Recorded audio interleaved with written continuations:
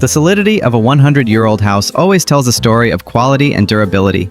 Our grandparents were masters of architectural wisdom, solving everything from ventilation, 15-degree heat reduction, to naturally antibacterial hardware. Today, we explore 25 forgotten features. These are the masterpieces that are expected to make a comeback in modern construction. Wraparound porches with deep shade. Return to those summer evenings. The air is still muggy after a long day, but instead of hiding indoors, turning on the air conditioner, you are sitting on a comfortable swing chair, sipping iced tea on a spacious porch. That is the spirit of the wraparound porch, an architectural masterpiece that is not only beautiful, but also extremely climate smart. These porch corners look like small balconies that wrap around at least 2 or more sides of the house, essentially creating a beautiful outdoor living room. The key factor here is the depth of the eave. The ideal deep eave, often 8 to 10 feet wide, acts as a natural sun shield, completely blocking direct sunlight from hitting the walls during the hottest hours of the day. The effectiveness of this design is astounding, especially in the pre-air conditioning era. This physical shading naturally helps reduce the indoor temperature. Economically, they significantly cut energy bills by reducing the thermal load, eliminate the need to purchase expensive outdoor furniture because the space is already shielded from the elements, and can increase the home's value by up to 12%. But perhaps the greatest value of the wraparound porch lies in its social aspect. They encourage community connection, transforming the home into a center for interaction, where neighbors can easily drop by for a chat, and family members spend the entire evening there after dinner, instead of staring at screens. Sleeping porches. Before air conditioning, our grandparents had an elegant solution for muggy summer nights: the sleeping porch. This was not a place to dry clothes. It was a carefully designed bedroom extension, often screened on 3 sides. They were usually gracefully accessed via French doors from a second-floor bedroom. Technically, they were built with waterproof floors to handle sudden storms, and often had canvas curtains that could be rolled down, providing immediate privacy or shielding from high winds. What was the core function of the sleeping porch? It was the ultimate solution for providing natural cool breezes where you could sleep undisturbed by insects, enjoying the clean, cool airflow at night. This feature became popular from 1900 to 1940, with most new 2-story homes in 1920 featuring this. Their boom was also driven by the early 20th century health movement, which promoted breathing fresh air as a cure for many ailments. Although the cost to build a sleeping porch might have been around $200 in 1925, families recognized that they saved substantial medical costs and lost workdays due to heat-related illnesses and poor sleep quality. They also helped significantly reduce monthly electricity bills, an important saving for middle-class families. Transom windows. In an old house, no detail was considered superfluous, and the transom window is perfect evidence of this philosophy. These are small, horizontal, charming windows located just above interior doors, which might be fixed glass for lighting or have adjustable panels that can be opened with a long pole or chain. They are the silent heroes of passive cooling and efficient ventilation, solving architectural challenges without costing a cent in electricity. The main function of the transom window is to allow natural light from a windowed room, like the living room, to circulate into darker areas or interior rooms, even when the main door is closed for privacy. Second, and more importantly, they are a core element in temperature control by creating the chimney effect. Hot air always rises. The higher position of the transom windows above the doors allows them to draw accumulated hot air up to the ceiling and pull it out or into another room. This is particularly important in houses that only have windows on the front and back, as they allow for efficient cross-ventilation across the entire living space. Although transom windows were standard from the 1880s to the 1940s, they began to be restricted in building codes in the 1960s due to fire safety concerns. Whole house attic fans. In houses built from the 1920s to the 1960s, the attic fan was an incredibly powerful and effective cooling solution. These are powerful whole house exhaust fans installed at the highest point of the attic. This system operates based on basic physics and cannot be beaten for energy efficiency. When the attic fan is turned on, it begins to suck the hot air that has risen into the attic out to the environment. Simultaneously, this suction action pulls cooler air from open windows into the house, immediately creating a strong cross breeze. Their efficiency is extraordinary. They can reduce the indoor temperature by 10 degrees in just a few minutes. Compare this to modern central air conditioning. Attic fans use 90% less electricity than central air conditioning. The operating cost is only about 2 cents per hour, while air conditioning can cost 20 cents per hour. In addition to immediate cooling, they also solve another modern problem: humidity. By exhausting hot and humid air out of the attic space, they prevent the accumulation of moisture that can cause mold and structural damage. The decline of attic fans occurred when central air conditioning became the standard. People began to prioritize consistent, artificial cold air over the natural and energy-saving cooling that this smart system provides. Now, as energy costs soar, this old wisdom is becoming invaluable again. Built-in breakfast nooks. In homes from the 40s and 50s, kitchens were not just places to cook.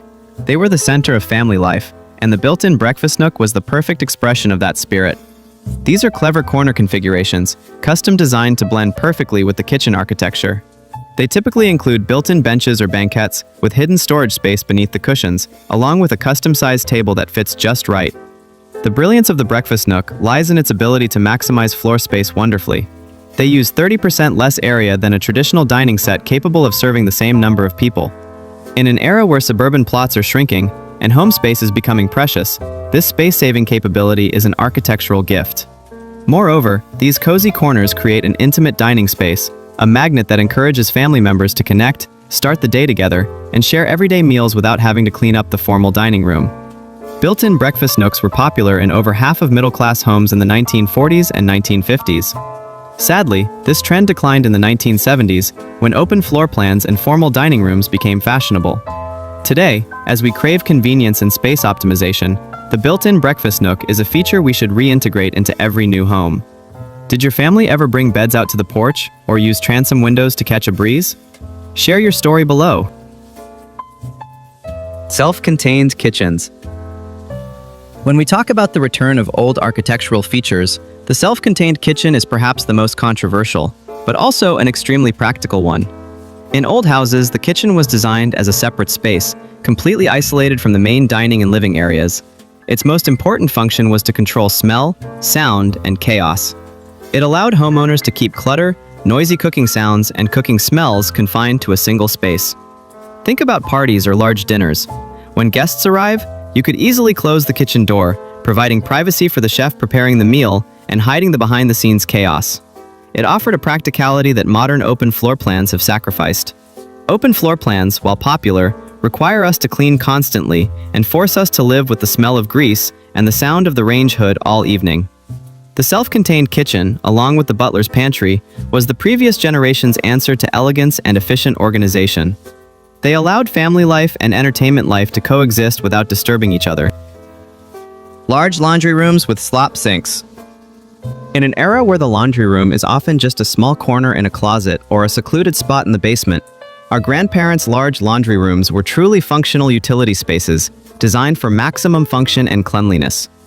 These rooms had ample space for sorting, folding, and ironing clothes. The highlight of the large laundry room was the slop sink. This is a deep, durable basin, often made of concrete or cast iron, designed to handle the messiest jobs. You would never think of washing muddy boots, cleaning filthy mop rags, or pouring grimy floor water into your new stainless steel kitchen sink. But the slop sink was built exactly for that purpose. Its function is to provide a practical space to handle everything from dirty clothes before they go into the washing machine to outdoor items. The ample space in the laundry room makes sorting laundry easier, effectively tackling messy housework. Along with the mudroom, this large laundry room ensures that the dirt and mess of outside life never infiltrate the family's main living area, reflecting the previous generation's emphasis on practicality and hygiene. Enclosed foyers. In older houses in colder climates or places with extreme weather, the enclosed foyer was a necessary feature, not just aesthetic. This is a small separate space right inside the front door, sealed off from the rest of the house by a second door. The inner door of this foyer is often thick, more than 2 inches, designed for insulation and draft resistance. The function of the enclosed foyer is to act as a physical buffer zone. Imagine you are in the middle of winter, temperatures outside are below freezing. When a guest enters, they open the outer door, but instead of a blast of cold air rushing into the living room and dropping the temperature of the entire house, the cold air only fills the small space of the foyer. The inner door remains closed, keeping the interior warm and stable. This helps keep the cold air out and maintain a comfortable temperature inside the house. The foyer also provides an ideal place to take off wet shoes, heavy coats, and other outdoor gear before stepping into the main living area, keeping floors and carpets cleaner. This is an excellent example of passive architecture designed to intelligently manage energy and moisture. Large awnings. Large awnings are an architectural feature often overlooked today, but they were an incredibly powerful passive cooling tool trusted by our grandparents. These are sturdy structures, not flimsy fabrics, often made of durable canvas or aluminum, extending 3 to 4 feet beyond the building. They are often adjustable, allowing the homeowner to change the angle depending on the seasonal sun angle. In terms of energy efficiency, large awnings are truly unparalleled. By blocking the sun before it hits the window, they prevent heat gain more effectively than any interior treatment, such as curtains or blinds. Studies show they can reduce cooling costs up to 77% on sun-facing windows and reduce interior temperature by up to 15 degrees in south-facing rooms. Additionally, UV rays from the sun are the main cause of fading and damage to furniture, carpets, and artwork inside the house. Large awnings provide an invisible layer of protection, shielding furnishings from UV damage while still allowing diffused light into the room. Although popular from the early 1900s to the 1960s, they disappeared when air conditioning took over, and modern vinyl siding could not support their weight. This is a simple, smart solution we need to bring back to protect both our wallets and our interiors. Thank you for watching. To continue seeing more content, don't forget to hit the hype button right below the video to let us know you're enjoying it. Mudroom. If you grew up in the countryside or simply live in an area with rain, snow, or dirt, the muddy room. Muddy boots, soaked coats, and trousers covered in grass. What would you do without a buffer space? You would bring all that mess straight onto the precious hardwood floors or carpets in the main living area. Our grandparents' generation had a simple but extremely elegant solution to this problem. This is a clearly designated space, often located right near the common exterior door, usually the back or side door. It serves as an essential decontamination station, a buffer zone between the chaos of the outside world and the cleanliness of the home. This is especially helpful in preventing dirt from being tracked into the living areas, helping to maintain cleanliness and practicality. To perform this function most effectively, the mudroom is often equipped with easy-to-clean materials such as tile or concrete floors, which are not afraid of mud or water. More importantly, the mudroom sometimes includes a utility sink. This sink is where you can wash mud off boots, clean dirty rags, or wash greasy hands, tasks you would never dare to do in your kitchen sink. The mudroom is a particularly useful feature for rural communities or anyone with an active outdoor lifestyle, where frequent exposure to the elements is unavoidable. The presence of the mudroom helps prevent bringing dirt, sand, melted snow, or any other mess into the living areas. In modern homes, the lack of this transition space often leads to cluttered entryway areas where shoes and coats pile up out of place. The mudroom is a testament to the long-term benefits that investing in a dedicated utility space brings to the cleanliness and order of the entire house. Hardwood floors built for refinishing. When stepping into a house built in the 1920s or 1930s, there is often a sense of solidity underfoot that modern flooring struggles to replicate. The secret lies in the hardwood floors built to our grandparents' standards. These planks were not thin laminate or disposable engineered wood. They were solid 3/4-inch planks, often made from high-quality oak, maple, or pine. What makes these floors timeless is how they were built, with the assumption that many generations would walk on them. The wood was often air-dried naturally for years before being milled to ensure no warping. The result is that they can be sanded and refinished dozens of times over centuries, extending their lifespan indefinitely. The initial cost might be higher, but the long-term maintenance cost is lower compared to replacing the modern, disposable alternatives that today's builders often promote. Furthermore, these solid hardwood floors develop a rich patina, the traces and marks of family history, which do not detract from the appearance but add personality and warmth. They represent a commitment to quality and longevity that modern construction rarely exhibits. Solid brass hardware. Most door and cabinet hardware we see today is mass-produced, thinly plated zinc or brass, designed to be replaced after a few decades. In contrast, our grandparents' generation used solid brass hardware for doorknobs, hinges, and fixtures from the early 1900s to the 1940s. Solid brass was both a luxury material, durable, and wonderfully functional. First, they last for centuries without significant maintenance and even improve with age. Instead of wearing out, they develop a natural, rich patina, adding historical beauty to the house. Second, and most surprisingly, are their sanitary properties. Solid brass has natural antibacterial properties. It kills bacteria and viruses upon contact, making them much more hygienic than modern materials like stainless steel or aluminum.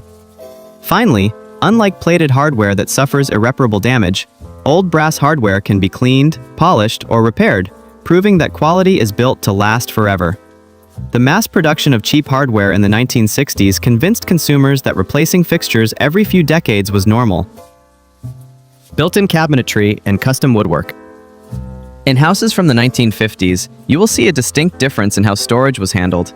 Instead of relying on heavy store-bought furniture, quality homes utilized built-in cabinetry and custom woodwork. These are comprehensive storage systems crafted from solid wood, integrated seamlessly into the architecture. They include china cabinets, linen closets in hallways, bedroom wardrobes, and bookshelves around the fireplace. Master craftsmen created them to perfectly match the proportions and style of the house. Their main function was to maximize storage by effectively utilizing every square inch. This includes smart use of dead corners with solutions like Lazy Susans and space under the stairs. By integrating storage, they eliminate the need for many standalone pieces of furniture. This not only gives the room a cleaner, less cluttered look, but also increases the true value of the house. When mass-produced furniture became cheaper in the 1960s, this tradition of quality building declined. But today, our hunger for smart, integrated storage makes these features incredibly valuable. Aesthetic curved doors. Aesthetic curved doors are a reminder that home construction was once an art form, not just a functional process. This is a remarkable architectural feature in large homes from the early 19th century, especially those with unique and complex designs. Instead of standard rectangular doors, these doors were meticulously crafted to fit curved frames or arched doorways. Functionally, these doors were designed to conform to the curved walls or arched doorways of the large houses built in that era. However, their true value lies in their aesthetics and the feeling they convey. They create a softer, more graceful transition between rooms, adding sought-after elegance and charm. Crafting them was a challenging task, even by modern standards, requiring superb carpentry skill and ingenuity. Aesthetic curved doors are a testament to the pinnacle of craftsmanship of the previous generation, who valued beauty and durability equally with practicality. They add grace, history, and uniqueness to any structure. Which of these features best showcases the superb craftsmanship and quality of our grandparents? Comment and let us know why you want to see your favorite feature return to modern construction. Laundry chutes. Can you picture the scene? A full, heavy laundry basket needing to be carried down to the basement, and you have to deal with steep stairs and dim lighting. For modern families, laundry is often a constant struggle with gravity and clutter, but our grandparents had an elegant and totally convenient solution to this problem, with just a chute. This is a vertical passage seamlessly integrated into the structure of the house, often lined with metal or wood to ensure clothes slide easily. On each upper floor, you would find a small door, often self-closing, subtly installed in the bedroom or bathroom. The function of the laundry chute is simple yet life-changing. They were designed to transport dirty clothes directly from the bedroom or bathroom to the laundry room. Think about this convenience.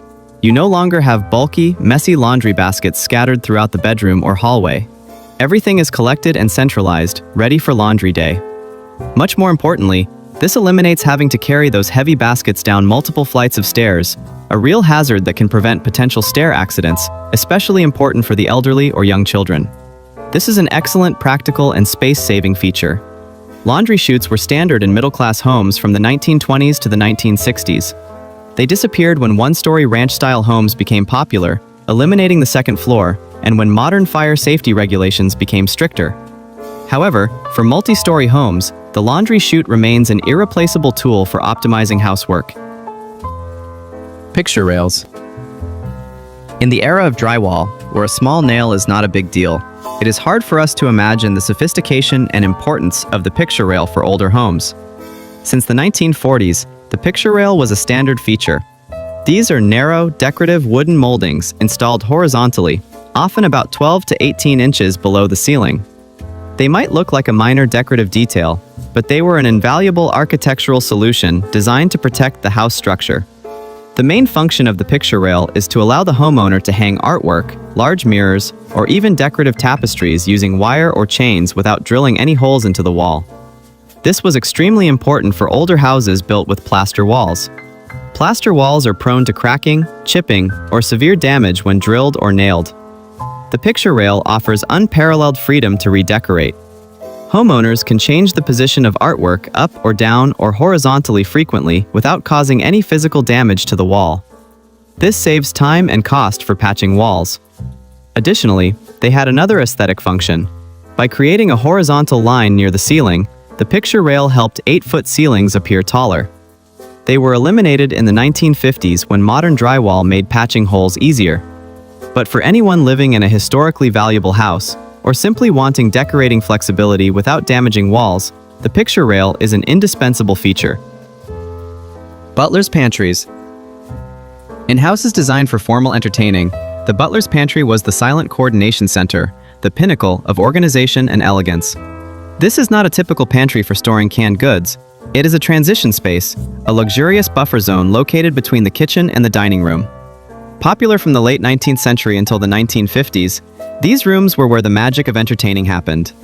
This room was perfectly equipped for serving. They had counters for plating food, an auxiliary sink for washing fine crystal and china without having to take them into the main kitchen. They also had specialized cabinets, such as drawers lined with Pacific cloth, designed to prevent silverware from tarnishing, ensuring silver utensils were always ready for dinner. The core function was to eliminate clutter in the kitchen. They allowed complex dishes to be prepared and serving layouts to be arranged without guests ever seeing the chaos happening in the main kitchen. Clutter, noise, and cooking smells were all kept confined to the kitchen, while the butler's pantry maintained elegance and quiet. Sliding pocket doors or swinging doors sometimes had viewing windows to help service staff observe both directions, while slide-through windows kept sounds and cooking smells controlled and separated from the dining room. The advent of open-concept floor plans in the 1960s caused them to disappear. Radiant hot water heating systems. Recall the discomfort of standing next to a vent, where dry, dusty hot air blows out, or the feeling of a scratchy throat during winter months. Our grandparents' generation had a superior heating solution that many people today are trying to restore: the radiant hot water heating system. Popular from the 1900s to the 1960s, this system does not blow air. Instead, it circulates hot water through pipes embedded in the floor or through iconic heavy cast iron radiators. This system creates superior comfort. It works by directly warming objects and people in the room, like the sun, instead of just heating the air. This creates a stable, pleasant temperature. In terms of energy efficiency, it uses less energy than modern forced air systems because water retains heat much better than air. The health benefits of this system are significant. It has no dust blowing to cause allergies and does not create excessively dry air, improving indoor air quality. Furthermore, it is nearly silent. The typical boilers for this system can last over 70 years, proving superior durability compared to modern systems that require more frequent replacement. Radiant hot water heating systems declined when forced air systems became cheaper to install and could distribute air conditioning along with heating. However, if you prioritize temperature stability, health, and durability, nothing compares to this old wisdom. Mail slots. In an era where mail and package theft is a common problem, our grandparents' mail slot was a simple yet intelligent security solution that we have lost. This is a simple opening, installed directly into the front door or wall of the house. They were often equipped with an internal flap, not only to prevent drafts and prying eyes, but also combined with a box or cage installed inside to collect mail. The core function of the mail slot is security and protection. They keep mail and small packages safe from theft and protected from weather damage like rain or snow. Mail is delivered directly inside the house, safely and without being missed. Properly designed mail slots are in fact much safer than exterior mailboxes prone to vandalism. For the Postal Service, they offer convenience. The mail carrier can deliver in all weather conditions without leaving the curb or climbing long stairs. This also saves on maintenance costs for exterior mailboxes. They were standard from the 1920s to the 1970s. Suburban development with curbside delivery and concerns about openings in the house related to modern security caused them to disappear. However, in the current context, protecting mail and privacy is a utility feature that we should cherish and bring back. Pocket doors. Pocket doors are a smart, space-maximizing design solution long utilized by our grandparents. Unlike traditional swing doors that take up space when open, pocket doors disappear completely into a recess within the wall. This mechanism often uses hidden steel rails and trolley hangers, allowing even the heaviest solid wood doors to glide silently and easily. The benefit of pocket doors is enormous in optimizing living space. They allow rooms to be completely connected when open, creating a large, expanded space for entertaining or family gatherings. When closed, they instantly separate rooms for privacy, for example, separating the living room from the dining room. Most importantly, they save about 9 square feet of floor area compared to traditional swing doors. That saved floor area is enough space for a cabinet, an armchair, or another important piece of furniture. Pocket doors were standard from the 1880s to the 1930s. They faded from favor in the 1950s, when installation was considered more complicated and expensive than cheap hollow-core swing doors. Heaters in bathrooms. While central heating warms the entire house, the previous generation understood that certain rooms needed instant warmth, especially on cold early mornings. Heaters in bathrooms were the solution to this need. Historically, these solutions varied. Initially small fireplaces or wood stoves. Later, they shifted to cast iron radiators connected to the main heating system and wall-mounted gas heaters. And finally, small, efficient electric heaters integrated into the ceiling or walls. The function of these heaters is to provide instant, supplementary warmth. Bathrooms are often one of the coldest rooms in the house due to exposure to tile and porcelain fixtures. By providing an additional, focused heat source, they ensure the bathroom is always warm and comfortable, making the personal hygiene experience much more pleasant during the cold months. This solution is notably more energy efficient than trying to heat the entire house to the bathroom's temperature. This is an example of design focused on personal comfort and convenience, a small detail that makes a big difference in daily life. Butcher block countertops. You see, stepping into our grandparents' kitchen, practicality was paramount. Thus, the butcher block countertop was born. The ingenuity of the butcher block countertop lies in its durability and sustainability. This natural wood material is easy to clean and perfect for all types of food preparation work. What sets these countertops apart from modern options is that they were built directly into the kitchen. In fact, they far surpass many modern materials in resilience. When worn or scratched, you do not need to replace the entire thing. You just need to sand and oil them again, restoring their beauty after many years. They represent a story of repairable, not disposable materials. This is a space-saving innovation, especially important in older kitchens with limited space. The combination of a durable countertop and integrated cutting board shows how the previous generation effectively maximized workspace. Finally, butcher block countertops were often placed near the cast iron wood burning stove, the center of the kitchen, where it served as both the main cooking appliance and a heat source. This demonstrates the unity of function in old kitchen design. While today we have many modern materials like granite and quartz. Mentioning this item often evokes nostalgia for a time when long-lasting, functional designs were prioritized. Bringing them back is restoring warmth, nature, and sustainability to the heart of the home. If this trip down memory lane brought a smile to your face and evoked cherished memories, don't forget to hit the like, share, and subscribe buttons for Back to Yesterday so we can continue reminiscing about beautiful memories together. Thank you for watching.